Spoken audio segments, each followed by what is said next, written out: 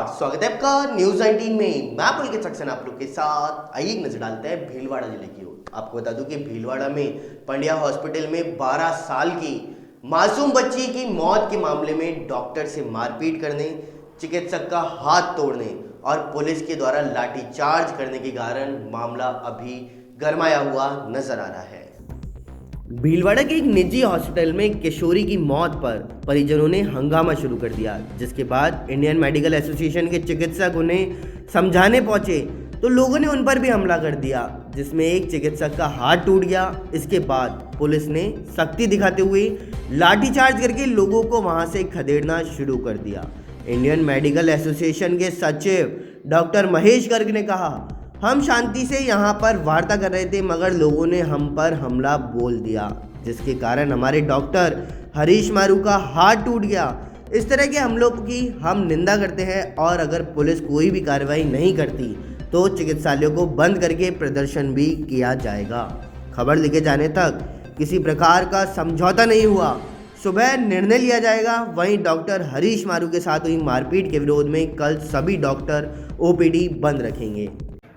कोटा से बड़ी खबर सामने आ रही है। आपको बता दूं कि कोटा के अंदर रामगंज मंडी नगर निकाय चुनाव के परिणाम सामने आ चुके हैं। चुनाव इस प्रकार हैं, आइए नजर डालते हैं।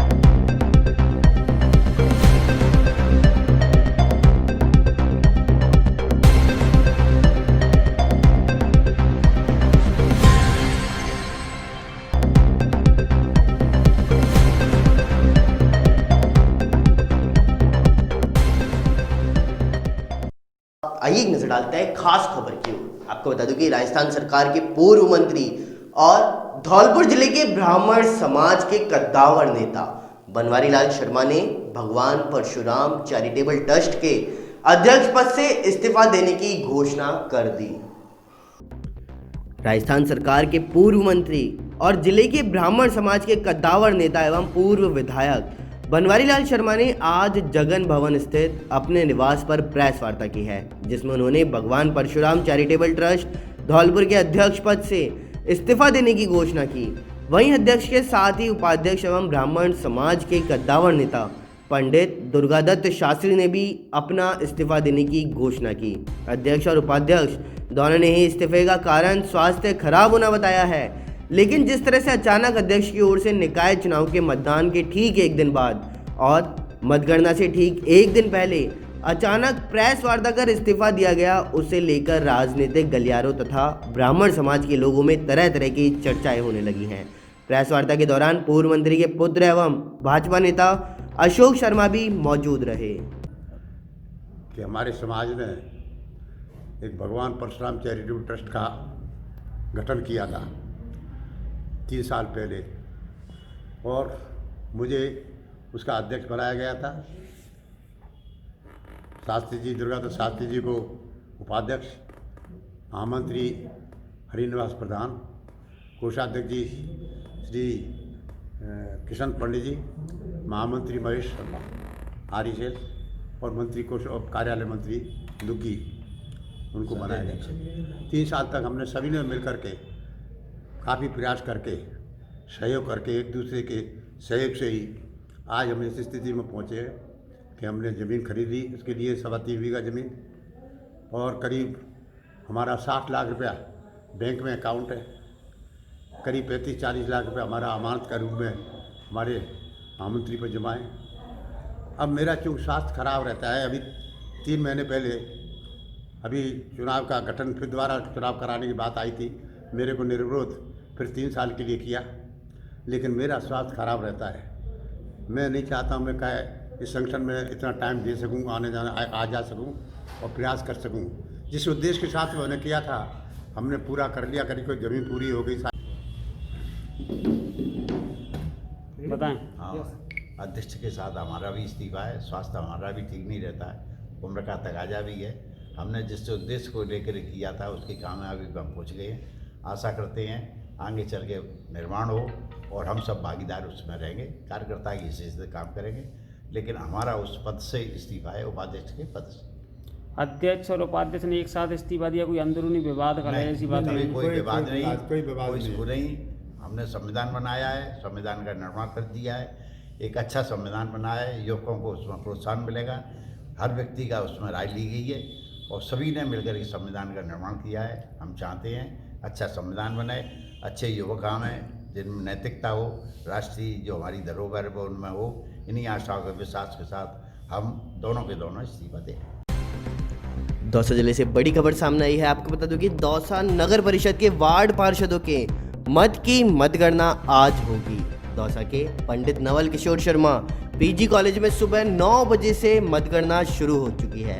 साथ ही साथ आपको बता दूं कि सुरक्षा के पुख्ता इंतजाम भी किए गए और मतगणना स्थल के आसपास भारी सुरक्षा बल भी तैनात किया गया है। साथ ही साथ गांधी तिराहे से सोमनाथ तक कॉलोनियों के रास्ते बैरिकेड लगा दिए हैं सील। जी हाँ, गांधी तिराहे से सोमनाथ तक कॉलोनियों के रास्ते में बैरिकेड लगा दिए गए, साथ ही साथ वहां पे सील भी कर दिया गया। आपको बता दूं कि 12 राउंड में होगी मतगणना। प्रत्येक राउंड में अधिकतम 5 वार्डों की होगी मतगणना। आइए एक नजर डालते हैं धौलपुर जिले की। आपको बता दूं कि धौलपुर जिले में निकाय चुनाव के दौरान पूर्व आरपीएससी चेयरमैन ने वार्ड संख्या 57 के कांग्रेस प्रत्याशी कार्यकर्ताओं पर तोड़फोड़ करने का आरोप लगाया। 11 दिसंबर को संपन्न हुए निकाय चुनाव को जिला प्रशासन द्वारा शांतिपूर्ण कराए जाने की बात पर सवाल खड़ा करते हुए पूर्व RPSC chairman doctor Radheshyam Garg ने वार्ड संख्या 57 के कांग्रेस प्रत्याशी के समर्थन पर वार्डों में तोड़फोड़ करने का आरोप लगाया है और उसके बाद भी पुलिस द्वारा कार्रवाई नहीं करने पर रोष भी व्यक्त किया गया। मामले की जानकारी देते हुए पीड़ित कमलजीत सिंह ने बताया कि 10 और 11 तारीख की मध्य रात्रि को करीब 2 बजे वार्ड संख्या 57 से कांग्रेस के प्रत्याशी के परिवारी जन और उनके समर्थन एक राय होकर के बड़ी संख्या में उनके घर पहुंचे, जहां उन्होंने जमकर तोड़फोड़ की। वहीं आसपास खड़ी 2 गाड़ियों को भी क्षतिग्रस्त कर दिया है। आरोपी इतने पर भी नहीं रुके और कॉलोनी की कई गलियों में बिजली के मीटर, बल्ब और दरवाजों पर भी तोड़फोड़ की है। इसके अलावा कई घरों के दरवाजे पर भी प्रहार किए गए, जिससे कॉलोनी वासियों में भय का माहौल भी पैदा हो गया था। मामले की जानकारी मिलने के बाद आरपीएससी के पूर्व चेयरमैन डॉक्टर राधेश्याम गर्ग ने इसकी जानकारी निहालगंज थाना पुलिस को दी और सूचना पर पुलिस मौके पर पहुंची और मौके से पीड़ित कमलजीत सिंह को ही अपने साथ लेकर थाने चली गई। गर्ग ने आरोप लगाया कि जिस व्यक्ति ने शिकायत की उसे ही पुलिस ने रात के 2 बजे से लेकर सुबह करीब 7 बजे तक अपनी हिरासत में रखा और जिन लोगों पर तोड़फोड़ करने का आरोप है उनके खिलाफ अभी तक कोई भी कार्यवाही नहीं की गई, जिसको लेकर कहीं ना कहीं पुलिस की कार्यप्रणाली पर भी सवाल खड़े हो रहे हैं। तो पूर्व आरपीएससी चेयरमैन ने मामले से जिला पुलिस अधीक्षक, जिला कलेक्टर और पूरे घटनाक्रम की जानकारी निर्वाचन आयोग को भी दी। पीड़ित का कहना है कि आरोपी द्वारा किए गए इस घटनाक्रम के बाद वार्ड वासियों में भय का माहौल भी पैदा हो गया, जिससे कहीं ना कहीं वार्ड वासियों का मतदान प्रतिशत भी कम हुआ है। इस घटनाक्रम के बाद पीड़ित का पूरा परिवार भय के साए में है और जल्द से जल्द आरोपी के खिलाफ कार्रवाई करने की मांग भी कर रहा है। 11 तारीख की सुबह, 10 तारीख की रात और 11 तारीख की सुबह लगभग 1:30-2 बजे के आसपास एक भीड़ आई। कम से कम 50-60 आदमी थे और उन्होंने आकर के हमारी गाड़ी को थोड़ा, मेरे दोस्त की, मेरे पार्टनर की, जो मेरे होटल में पार्टनर है उसकी गाड़ी रखी हुई थी, उस गाड़ी के शीशे तोड़ दिए पीछे से और उन्होंने पत्थर मारे, ईंटें मारी, बहुत उधम मचाने लगे। मैंने फ़ोन लगाया, डॉक्टर साहब को फ़ोन लगाया और क्या कहते हैं जो प्रत्याशी थे बीजेपी के, मैंने कहा भाई मेरे घर पे ये भीड़ आ गई है, तोड़ फोड़ कर रहे हैं और मेरी गाड़ी वाड़ी तोड़ दी और भीड़ बहुत ज़्यादा, जल्दी से पुलिस को बुलाओ नहीं तो ये हमें मार देंगे। दरवाजे तोड़ने की कोशिश कर रहे थे, अंदर से लोहे का गेट था, अंदर से मैंने कुंडी वगैरह लगा ली। उसके बाद में पुलिस आई, 10 मिनट में पुलिस आ गई होगी। जब तक वो तोड़फोड़ करते रहे गाड़ी की, पुलिस आ गई। पुलिस के सामने भी वो बार बार मुझे खींच के मार रहे थे इधर उधर से और इतनी गंदी गंदी गाली दी कि शायद वो रिकॉर्डिंग में या उनमें सुनाई दे जाएगी। फिर भी उसके बावजूद जो थानेदार साहब आए थे, उनका नाम अशोक सिकरवार थी, शायद अशोक नाम था, सिकरवार लगा था, वो उल्टा मुझे लेके गए। मैंने उनसे रिक्वेस्ट की, मैं सर मुझे क्यों ले जा रहे हो, मेरी ये तोड़फोड़ कर रहे हैं, मुझे मार रहे हैं। कोई नहीं, कोई बात नहीं कहते हुए ज़बरदस्ती मुझे लेके बोले आप चुपचाप गाड़ी में बैठो। और एक और लड़का था वहाँ, उसको भी बैठा लिया, वो भी हमारा समर्थक ही था इस बीजेपी पार्टी का। मैं क्या है तो उन्होंने, हम 4 या 5 लड़कों को ले गए। मैंने उनसे बार बार कहता रहा साहब मुझे टाइम के लिए लेके आए, क्यों बुला रहे, बोले कोई बात नहीं, छोड़ देंगे। फिर सुबह लगभग 6:30 बजे उन्होंने मुझे छोड़ा। उसके बाद में मेरी मिसेज वगैरह ने बताया, मेरा मोबाइल गाड़ी में बिठाते के साथ छुड़ा लिया। तो बाद में मुझे मेरी मिसेज वगैरह सुबह बताया कि फिर 20-25 मिनट बाद दोबारा से आए। दोबारा आकर के फिर उन्होंने गाड़ी को आगे से पूरे शीशे तोड़े, पीछे जो तोड़ गए थे। और उसके बाद में जो गाड़ी का बोनट सारे दरवाजे तोड़ने की कोशिश की। लोहे के दरवाजे होने के कारण वो तो टूटे नहीं, जो लकड़ी वकड़ी साइडों से वो टूट गई। और फिर पता लगा कि फिर कॉलोनी में चारों तरफ दौड़ लगाते रहे, जिसके सीसी फुटेज वगैरह हमने सारे दिए हैं, आपको अवेलेबल करा देंगे। उन्होंने किसी के मीटर तोड़ा, किसी की लाइटें, किसी के बल्ब, 57 वार्ड में सब गिरिराज कॉलोनी का पूरा एरिया इसमें करते रहे। उसके बाद में फिर किसी की हिम्मत नहीं हुई निकलने की। फिर वो पूरे 57 वार्ड में जगह जगह घूमते रहे। शायद तो इसकी CBI इंक्वायरी की जाए या कैसे भी जांच की जाए, जिससे पता लगेगा कि सिर्फ गिरिराज कॉलोनी में ही नहीं, उन्होंने जाकर के आगे बजरंग कॉलोनी है, बजरंग कॉलोनी में संवेदनशील घटना हुई, जिसमें जो कांग्रेस के प्रत्याशी के जो समर्थक थे, वो सुबह 2 बजे के करीब सारे भीड़ में आए और ये कमल जी कहते हैं उनकी गली में गए और वहाँ बहुत तोड़फाड़ की। तोड़फोड़ करने के बाद ये सूचना मेरे को मिली। मैंने इसकी सूचना कंट्रोल रूम में पुलिस को दी थी। पुलिस ने अपने कंट्रोल रूम से गाड़ी भेजकर वहाँ पे पुलिस पहुँच गई थी। पुलिस के पहुँचने के बाद ये सारे जो उद्यम मचा रहे थे वो सब भीड़ बाहर निकली और उन्होंने सब पुलिस के जाने के बाद गली में फिर सभी गलियों में गए और वहाँ पे जितने भी बाहर जो बल्ब लगे थे, ट्यूबलाइट लगी थी, सबको तोड़ा फोड़ा और आवाज़ लगाई और पत्थर फेंके, लाठी मारी। उस लाठी और पत्थर की आवाज़ से जो अंदर जो लोग सो रहे थे वो सारी जग गए और बड़े भयभीत हो गए थे, ये क्या हो रहा है। तो सबको इतने भयभीत होने की वजह से जो इलेक्शन का जो वोटिंग का जो प्रभाव उस पर पड़ा, उससे बहुत ख़राब प्रभाव पड़ा और वोट डालने से लोग चूक गए। फिर भी उन्होंने बड़ा, प्रशासन का बड़ा सहयोग रहा, फिर भी लोगों ने बहुत वोट डाले। परंतु भयभीत होने के नाते जो चुनाव की जो प्रक्रिया होनी चाहिए उससे लोग असंतुष्ट नहीं थे। इसके बाद भी वहाँ पे कमलजीत के यहाँ जो जाने के पुलिस के आने से पहले उन्होंने सब कई गाड़ियाँ तोड़ी और उनके शीशे तोड़े, पत्थर फेंके। और इसके करने के बावजूद भी जब ये घटना पुलिस कमलजीत के घर पर हो रही थी, कमलजीत को पकड़ के ले गए और पुलिस को उन्होंने थाने में 2 बजे के करीब लेके गए थे और सुबह 6 बजे तक उन्होंने रखा और उनके फ़ोन वगैरह भी, कमलजीत के फ़ोन वगैरह भी ले लिए और उनको सूचना नहीं कमलजीत सूचना नहीं दे पा रहे थे। परंतु ये समझ में नहीं आ रहा था कि ये जो कांग्रेस के जो समर्थक थे जिसके घर पर ये घटना हो रही थी उसी को पकड़ के ले गए। इसी घटना कैसे किया, ये हमारी समझ से बाहर है। ऐसा क्यों किया उन्होंने, ये समझ से बाहर है। और सुबह उन्होंने कमलजीत को छोड़ दिया। किस वार्ड का मामला है ये? और ये वार्ड नंबर 57 में सुबह रात को 2 बजे की घटना है। कोई सीसीटीवी फुटेज या वीडियो कोई वायरल हुआ? हाँ, हमारे पास फुटेज और वीडियो वायरल है, वीडियो है, वो आपको उपलब्ध करा दी जाएगी। कितने वाहनों को क्षतिग्रस्त हुए? करीब दो गाड़ियाँ क्षतिग्रस्त हुई। उनके मैं नंबर बता देता हूँ। RJ 11 CA 3233 क्रेटा गाड़ी थी और I20 RJ 11 CA 3869, ये गाड़ियाँ दोनों को क्षतिग्रस्त किया गया। और जो बाहर बल लगे हुए थे उनको तोड़ा गया। और बीजेपी के जो वार्ड कार्यालय लगा उस पर भी तोड़फाड़ की और उन्होंने वहाँ पर भी काफ़ी चिल्लाए और उन्होंने पत्थरबाजी। इसकी शिकायत अपनी ओर से कहीं की गई है? हमने इसकी शिकायत सुबह ही माननीय निर्वाचन अधिकारी जी और थाना अधिकारी और SP साहब को लिखित में रिपोर्ट की थी, परंतु अभी तक उसकी कार्रवाई नहीं हुई है। अब आपके द्वारा कहाँ शिकायत की गई है? हमने इसकी सूचना, इसकी जो शिकायत है उसकी सूचना हमने राजस्थान राज्य निर्वाचन आयोग और अपने संभागीय DIG IG और जिलाधिकारी और निर्वाचन अधिकारी, इन सभी को हमने। फुलेरा नगर पालिका से लेकर के बड़ी खबर सामने आई है। आपको बता दूं कि फुलेरा नगर पालिका चुनाव 2020 के अंदर कांग्रेस का बनेगा एक तरफा बोर्ड। जी हाँ, कांग्रेस का एक तरफा बोर्ड बनता हुआ नजर आ रहा है। साथ ही साथ जनता ने दिया है भाजपा के सुशासन का करारा जवाब।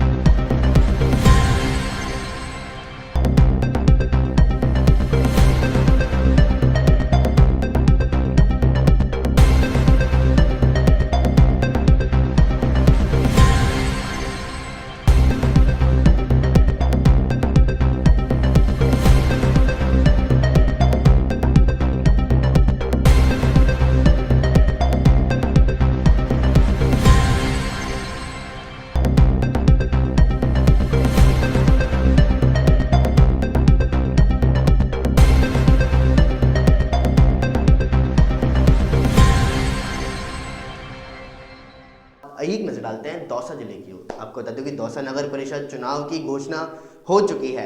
वार्ड नंबर 25 से बीजेपी उम्मीदवार ने जीत हासिल की।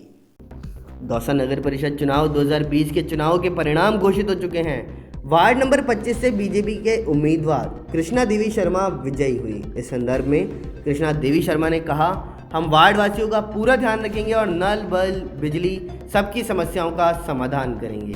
इस अवसर पर बीजेपी के कार्यकर्ता अरुण, फॉरेस्टर राजेश, आत्माराम, राजेंद्र सोनू, सीता देवी, ललिता देवी सहित कई कार्यकर्ता मौजूद रहे।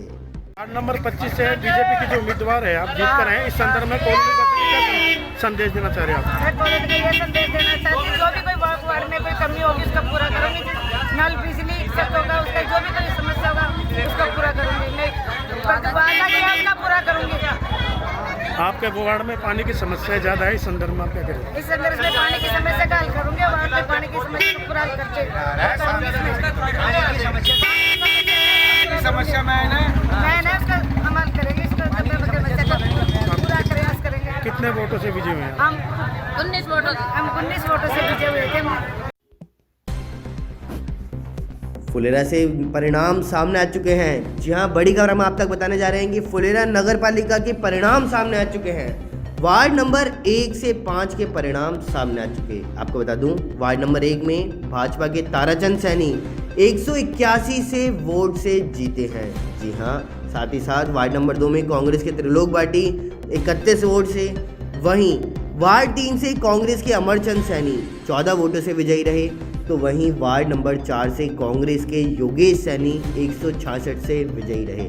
साथ ही साथ वार्ड नंबर 5 से कांग्रेस की सीमा राज कुमावत 32 वोटों से विजयी रही। आइए एक नजर डालते हैं दौसा जिले की ओर। आपको बता दूं कि दौसा जिले के अंदर नगर परिषद चुनाव की घोषणा हो चुकी है। वार्ड नंबर 19 से निर्दलीय उम्मीदवार ने जीत हासिल की। दौसा नगर परिषद चुनाव 2020 के चुनाव के परिणाम घोषित हो चुके हैं। वार्ड नंबर 19 से निर्दलीय उम्मीदवार आशीष शर्मा विजयी घोषित हुए और इस अवसर पर आशीष शर्मा ने कहा कि यह सभी वार्ड वासियों की जीत है। उन्होंने कहा कि मैंने सभी बड़े बुजुर्गों से आशीर्वाद लेकर, माताएं बहनों का आशीर्वाद लेकर और इनसे सलाह लेकर ही मैं खड़ा हुआ था और इन्हीं के आशीर्वाद से मैं जीता हूं। और पानी की समस्या को लेकर उन्होंने कहा कि पानी की समस्या का समाधान करेंगे। पहले भी मैं इस वार्ड से पार्षद रह चुका हूँ। अब नहीं। वार्ड नंबर 19 से निर्दलीय उम्मीदवार के रूप में आप विजय हुए, इस संदर्भ में वार्ड वासियों के क्या संदेश देना चाहते हैं? सभी वार्ड वासियों की जीत है। मेरे वार्ड के सभी युवा साथी और मेरी माताएं, मेरी बहनें और मेरे बुजुर्गों ने मुझे पूरा आशीर्वाद दिया है। इसी आशीर्वाद के भरोसे मैंने चुनाव जीता है। मैंने चुनाव भी इनके आशीर्वाद से ही लड़ा था, इनसे पूछ के लड़ा था, उसी आधार पर मेरी जीत हुई है। मैं सभी वार्ड वासियों का बहुत बहुत धन्यवाद देता हूँ कि मुझे इतना अपार आशीर्वाद देकर मुझे चुनाव जितवाया। बहुत बहुत धन्यवाद। ज़्यादातर इस वार्ड में भी पानी की समस्या है और वार्डों की सांबर नगर पालिका के रिजल्ट सामने आ चुके हैं। आपको बता दूं कि निर्दलियों के पास में सत्ता की चाबी है। जी हां, निर्दलियों के पास में सत्ता की चाबी है। साथ ही साथ 9 वार्डों में भाजपा, 9 वार्डों में कांग्रेस और 7 वार्डों में निर्दलीय उम्मीदवार जीते हैं।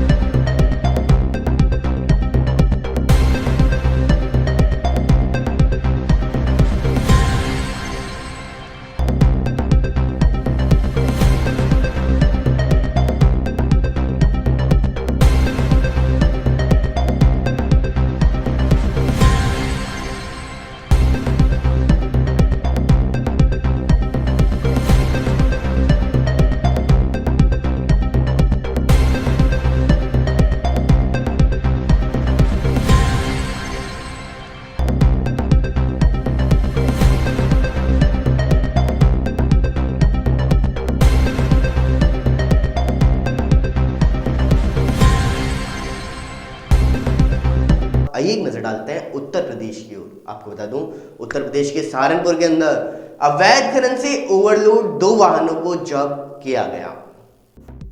सहारनपुर जिलाधिकारी अखिलेश सिंह एवं वरिष्ठ पुलिस अधीक्षक डॉक्टर एस चन्नप्पा का आधी रात को सड़कों पर निकलना मानो अवैध खनन माफियाओं की शामत आ गई हो।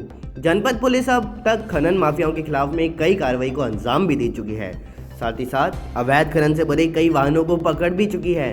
और तो और कई खनन माफियाओं के विरुद्ध कानूनी कार्रवाई भी कर चुकी है। बिहारीगढ़ पुलिस के बाद आज थाना बेहट पुलिस ने अवैध खनन से ओवरलोड 2 वाहनों को जब्त कर 2 लोगों को गिरफ्तार करने में कामयाबी हासिल की। एसएसपी सहारनपुर के निर्देश पर पुलिस खनन माफियाओं के विरुद्ध में दबाव करके कार्रवाई करने में लगी हुई है थाना पुलिस। थाना बेहट प्रभारी के निर्देशन में बेहट पुलिस ने अवैध खनन से भरे 2 वाहनों को जब्त किया है। मौके से 2 लोग शाहरुख पुत्र यूनुस निवासी हरिओम नगर थाना शाहपुर मुजफ्फरनगर एवं सलीम पुत्र कामिल निवासी कस्बा एवं थाना कांदला शामली को गिरफ्तार करने में सफलता हासिल की है। यही नहीं, जहां से ओवरलोड होकर खनन से भरे यह दोनों वाहन चले, उन गाड़ी मालिकों विपिन कुमार पुत्र वीरेंद्र सिंह निवासी सुभाष नगर बड़ौद तथा विपिन पुत्र महिपाल निवासी भराड़ी शाहपुर झंझाना शामली के विरुद्ध भी कार्रवाई की जा रही है।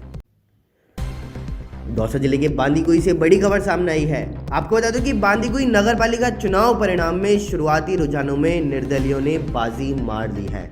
जी हां, बांदीकुई नगर पालिका चुनाव परिणाम में शुरुआती रुझानों में निर्दलियों ने बाजी मारी। शुरुआती 9 वार्डों के परिणाम में 7 में निर्दलियों ने बाजी मारी है। साथ ही साथ 2 वार्डों से कांग्रेस के प्रत्याशी विजयी हुए। वहीं भाजपा का खाता भी नहीं खुल पाया। जी हाँ, बिल्कुल सही सुन रहे हैं कि भाजपा का खाता भी नहीं खुल पाया है। साथ ही साथ वार्ड नंबर 4 और 8 से कांग्रेस विजयी रही। राजस्थान के किसानों का आज दिल्ली कूच का अल्टीमेटम है। कुछ किसान जयपुर दिल्ली हाईवे पर शाहजहाँपुर पहुंच चुके हैं। वहीं बाकी किसान संगठन 11 बजे तक शाहजहाँपुर पहुंचेंगे। जयपुर दिल्ली हाईवे पर शाहजहाँपुर पर राजस्थान हरियाणा की सीमा है। हरियाणा पुलिस ने राजस्थान के किसानों को दिल्ली की ओर बढ़ने से रोकने के लिए शाहजहाँपुर बॉर्डर पर सुरक्षा बढ़ा दी है। राजस्थान के सीकर जिले में फेरों के बाद घर जा रहे दूल्हा दुल्हन को गोली मारने की घटना सामने आई है। घटना में दोनों घायल हो गए। पुलिस ने दोनों आरोपियों को गिरफ्तार भी किया है। पुलिस के अनुसार यह घटना नीम का थाना इलाके में शनिवार को उस समय हुई जब हेमा राजपुरा गांव में शादी के बाद दुल्हन विदा होकर ससुराल जा रही थी। केंद्र के कृषि कानूनों के खिलाफ में किसानों के आंदोलन ने राजस्थान में भी जोर पकड़ लिया है। यहां अनेक जगहों पर किसानों ने शनिवार को राजमार्ग पर जाम लगा करके प्रदर्शन किया। इस बीच राजग की घटक राष्ट्रीय लोकतांत्रिक पार्टी के संयोजक और सांसद हनुमान बेनीवाल ने कहा कि प्रधानमंत्री नरेंद्र मोदी को अगर किसानों की इतनी ही चिंता है तो वह स्वामीनाथन आयोग की सिफारिशें लागू करे। देश में कोरोना वायरस का ग्राफ अब नीचे जाता दिखाई दे रहा है। कोरोना वैक्सीन के आने की खबर के साथ धीमी होती कोरोना की रफ्तार ने लोगों को काफ़ी राहत दी है, लेकिन कोरोना महामारी का संकट अभी पूरी तरह से खत्म नहीं हुआ। स्वास्थ्य मंत्रालय की ओर से जारी आंकड़ों के मुताबिक पिछले 24 घंटे में कोविड-19 संक्रमण के 30,254 नए मामले सामने आए हैं, जबकि 391 लोगों की मौत भी हुई है। नए केस सामने आने के बाद में देश में अब तक कोरोना संक्रमित मरीजों की कुल संख्या 98,57,029 हो गई है। भारत और ऑस्ट्रेलिया के बीच पहले टेस्ट मैच को लेकर के उल्टी गिनती शुरू हो गई है। दोनों टीमों के बीच पहला टेस्ट मैच एडिलेड के मैदान पर 17 दिसंबर को खेला जाएगा। इस मैच में टीम इंडिया के प्लेइंग 11 को लेकर के अभी से बहस भी शुरू हो चुकी है। टीम इंडिया के चाहने वालों से लेकर के पूर्व क्रिकेटर और कमेंटेटर हर कोई प्लेइंग 11 को लेकर के अपनी अपनी राय रख रहा है।